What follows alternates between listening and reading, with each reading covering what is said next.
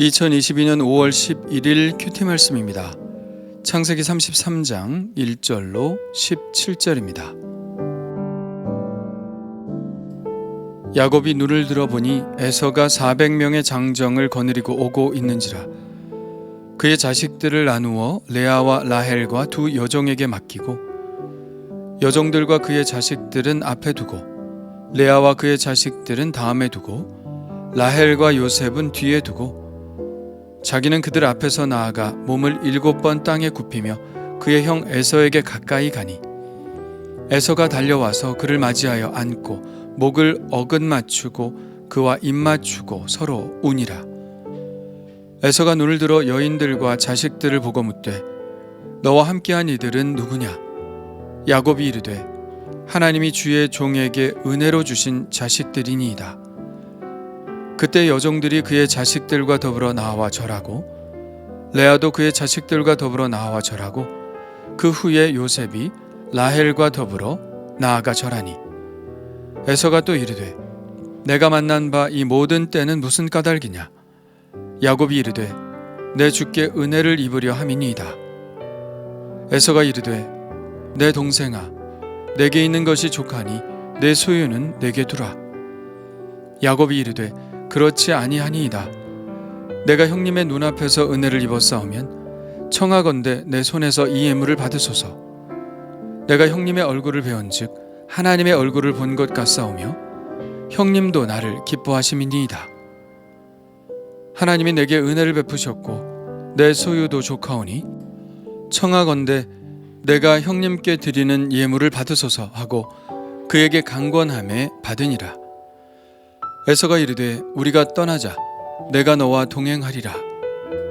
야곱이 그에게 이르되 내 주도 아시거니와 자식들은 연약하고 내게 있는 양떼와 소가 새끼를 데리고 있은즉 하루만 지나치게 몰면 모든 떼가 죽으리니 청하건대 내 주는 종보다 앞서 가소서. 나는 앞에 가는 가축과 자식들의 걸음대로 천천히 인도하여 세일로 가서 내 주께 나아가리이다. 에서가 이르되 내가 내 종 몇 사람을 내게 머물게 하리라. 야곱이 이르되 어찌하여 그리하리이까? 나로 내 주께 은혜를 얻게 하소서 하매 이날에 에서는 세일로 돌아가고 야곱은 숫곳에 이르러 자기를 위하여 집을 짓고 그의 가축을 위하여 우릿간을 지었으므로 그 땅 이름을 숫곳이라 부르더라. 아멘. 드디어 에서가 400명의 장정들을 거느리고 야곱에게로 옵니다. 야곱은 가족들을 순서대로 줄을 세우죠. 제일 앞에는 두 종들과 그 자식들이, 그 다음은 레아와 그 자식들이, 그리고 마지막에는 라헬과 요셉이 섭니다. 이 순서를 보면 야곱이 마치 자기가 가장 사랑하는 라헬과 요셉을 보호하려 하는 듯 보입니다. 빌하와 실바의 자식들은 총알바지처럼 가장 앞에 내세운 것 같아 보이죠. 그러나 그것은 오해입니다. 지금 에서가 이미 가까이 왔는데 에서가 죽이기로 작정한다면 앞사람 뒷사람 할 것 없이 다 죽일 수 있는 거리인 것이죠.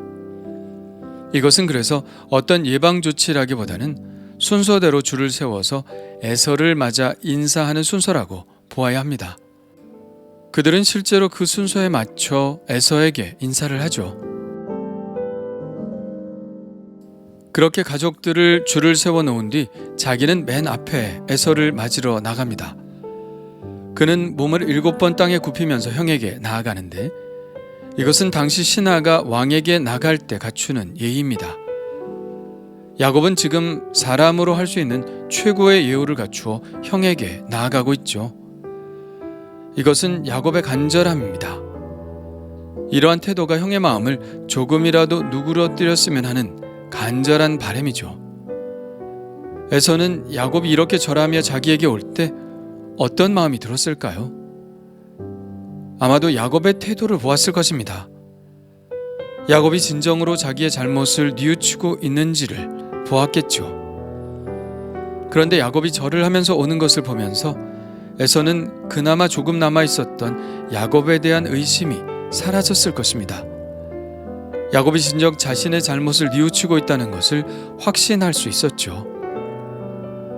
이처럼 태도는 아무것도 아닌 것 같아도 사람의 마음을 불쾌하게 만들기도 하고 사람의 마음을 너그럽게 만들기도 합니다.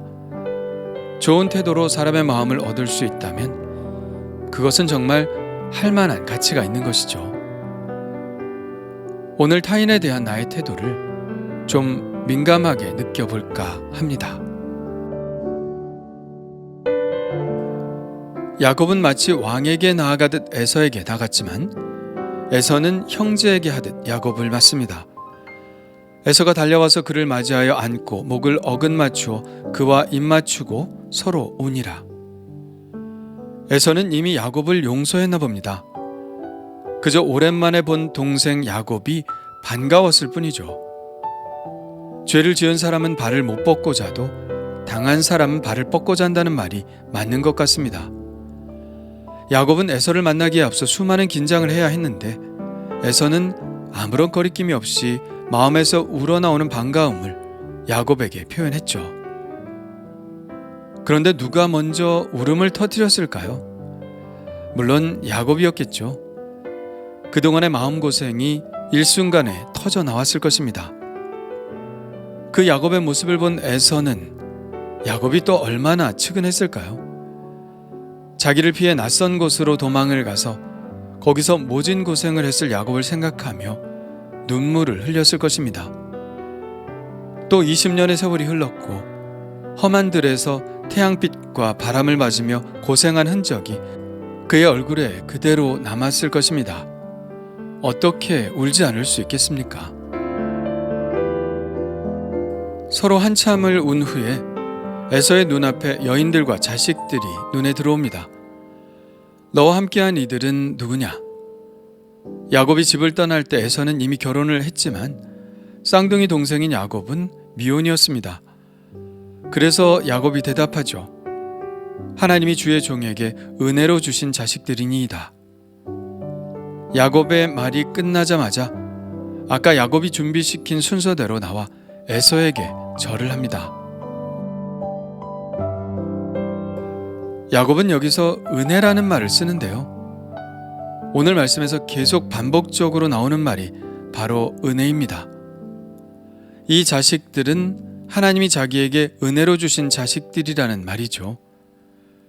단지 하나님이 주신 자식들이라고 하지 않고 하나님이 은혜로 주신 자식들이라고 하는 것은 하나님이 자기를 용서하셨고 그 용서의 표로 자녀들을 주셨다고 말하고 있는 것입니다.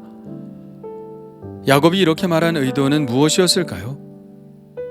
하나님께서 나를 용서하셨듯이 당신도 나를 용서하기를 원합니다라는 숨은 의미가 들어있는 말이겠죠. 실제로 에서가 지금까지 만난 모든 때들은 무슨 까닭이냐고 물었을 때, 즉 왜 그 많은 재물들을 나에게 주느냐고 물었을 때 야곱은 이렇게 말하죠. 내 주께 은혜를 입으려 함이니이다. 하나님께서 은혜를 베푸셨듯이 형님도 이 예물을 받으시고 은혜를 베풀어 달라는 말인 것이죠. 에서는 자기도 많은 재산이 있으니 그냥 가지라고 말합니다. 그러나 야곱은 강권하죠. 그렇지 아니하니이다. 내가 형님의 눈앞에서 은혜를 입었사오면 청하건대 내 손에서 이 예물을 받으소서. 또 은혜라는 말이 나오죠. 본래 계약이나 화해와 같은 것은 주고받는 것이 있어야 합니다. 이삭이 아비멜렉과 계약을 맺을 때도 그랬죠. 야곱은 말로만 자기의 잘못을 말하고 싶지 않았습니다. 물질을 주므로 자신의 마음을 표현하고 싶었고 에서가 그 물질을 취함으로 이 화해가 확실해지기를 바랐습니다. 에서가 이 예물을 받지 않는다면 사실은 좀 불안한 것이죠. 지금은 마음이 좋은 상태라서 용서한다고 하지만 나중에 마음이 변하면 없던 것으로 할 수도 있습니다. 그러나 일단 물질을 받았다면 다시 돌이키기가 쉽지 않은 것이죠. 그래서 야곱은 자기가 에서의 은혜를 입게 해달라고, 이 예물을 받아달라고 강청하고 있는 것입니다. 그러면서 야곱은 자기의 마음이 지금 얼마나 기쁜지, 그것에 비하면 이 예물 같은 것들이 지금 자기에게는 얼마나 의미가 없는 것인지를 이야기합니다. 내가 형님의 얼굴을 배운즉 하나님의 얼굴을 본 것 같사오며 형님도 나를 기뻐하심이니이다. 이 표현은 성경에 나오는 가장 강력한 표현입니다. 너무나 강력한 표현이라서 신성 모독의 경계선까지 이른 표현이죠. 그러나 이 표현이야말로 야곱의 마음을 가장 잘 드러낸 것이죠. 관계가 틀어지고 앙금이 생기고 미움이 싹트기 시작하면 그것은 그 마음에서 지옥이 자라는 것과 같습니다. 누군가를 미워하는 마음 혹은 미움을 받는 마음은 지옥과 같죠. 그러나 반대로 화해는 천국과 같습니다. 에서의 얼굴을 볼 때 하나님의 얼굴을 뵙는 것 같다는 표현은 지금 야곱의 마음이 천국이라는 것입니다. 이처럼 화해는 사람의 마음을 천국으로 만들죠. 예수님이 우리에게 주시고자 하는 것이 바로 이것입니다. 우리는 죄로 인해 하나님의 진노 아래 있었던 사람들이죠. 하나님과 원수되었던 사람들입니다. 마음에 평안이 있을까요? 인간의 실존은 그러므로 불안과 공포죠. 특별히 죽음에 대한 공포, 그리고 죽음 후에 일어날 일을 알지 못해서 생겨나게 되는 불안, 그것이 인간의 실존입니다. 그렇다고 해서 죄를 해결할 마땅한 방법이 없습니다. 그렇게 마음의 지옥을 품고 또 지옥을 향해 걸어가고 있는 삶이 우리의 인생이죠. 그런데 그런 우리들에게 예수님이 오셨습니다. 무엇을 위해서죠? 하나님과 우리를 화해시키시기 위해 오셨습니다. 우리가 받아야 할 형벌을 대신 받으시고 우리를 하나님 앞으로 인도하시려 그렇게 하셨습니다. 그래서 우리가 그 십자가를 깨닫고 구원받은 것을 확신하게 되면 우리 마음이 그렇게 기쁜 것이죠. 저도 구원을 확신한 순간 마치 말처럼 제 방을 한참이나 뛰어다녔습니다. 세상에 그보다 더 큰 기쁨이 있을 수 없는 그런 기쁨이었죠. 예수 그리스도로 인하여 하나님과 화해한 인간이 느낄 수 있는 최고의 기쁨입니다. 야곱과 에서와의 갈등은 결국 해피엔딩으로 끝났습니다. 그런데 그런 생각도 듭니다. 야곱이 꼭 에서를 만났어야 했을까? 만나지 않으려면 얼마든지 만나지 않을 수도 있었고 이런 긴장도 하지 않아도 되는 거 아닌가 하는 생각이죠. 많은 사람들이 그런 생각을 한 채 말하지 않고 만나지 않고 살아갑니다. 화해할 생각을 하지도 않고 용서를 구할 생각을 더더욱 안 하며 그저 말 안 하고 살면, 만나지 않고 살면 그런 대로 살 수 있으니까 그렇게들 삽니다. 그러나 이런 삶은 하나님이 원하시는 삶이 아니죠. 하나님과 화해한 사람은 반드시 사람과도 화해해야 합니다. 밀양이라는 영화가 있었죠. 그녀의 자식은 유괴범의 유괴로 인해 죽임을 당했습니다. 시간이 흐르고 마음의 아픔을 교회에서 신앙으로 극복했죠. 그리고 하나님이 은혜를 주셔서 그 유괴범을 용서하기로 합니다. 그래서 면회를 갔는데 예상 밖의 일이 벌어지죠. 그 유괴범이 자신을 보면 눈물을 흘리며 용서해달라고 해야 하는데 그러면 기꺼이 용서하고 하나님의 은혜와 사랑을 전해줄 생각이었는데 그런데 그 유괴범은 너무나 평온했습니다. 그도 감옥에서 크리스천이 되었고 하나님의 용서를 경험한 것이죠. 자기는 이미 하나님께 용서를 받아 평안한 상태라고 말합니다. 그러자 그 여인은 당황했고 또 분노했습니다. 하나님이 뭔데 이 사람을 용서하느냐는 것이죠. 이 사람은 자기만이 용서할 수 있는 것 아니냐는 것입니다.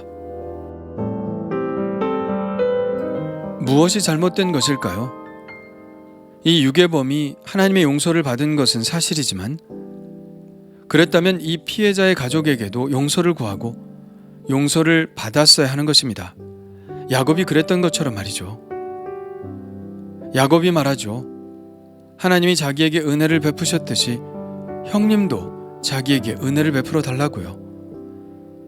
이것이 바로 하나님의 방식이고 야곱의 위대성이 드러나는 부분입니다. 그러면 나는 어떤가요? 하나님께 용서함을 받은 것으로 다 끝났다고 생각하지는 않나요? 누군가와 해결해야 할 문제가 있다면 지금 용기를 내보는 것은 어떨까요? 주님 감사합니다. 하나님과 화해시키기 위해 우리를 위해 십자가에서 형벌을 받으신 주님을 찬양합니다. 주님 때문에 하나님의 자녀가 되었고 화평함을 얻게 되었습니다. 죽음의 공포도 형벌의 두려움도 다 거두어가 주셨습니다. 우리가 이런 은혜를 받았으니 우리도 누군가에게 은혜를 베풀게 하시고 여전히 죄 가운데 있고 누군가의 미움을 받는 일이 저에게서 비롯되었다면 야곱처럼 용기 있게 용서를 구하게 하옵소서. 문제를 그냥 내버려 두어 골마 터지게 만들지 않게 하시고 제가 풀어야 할 일은 용기 있게 풀게 하여 주옵소서. 예수님의 이름으로 기도합니다. 아멘.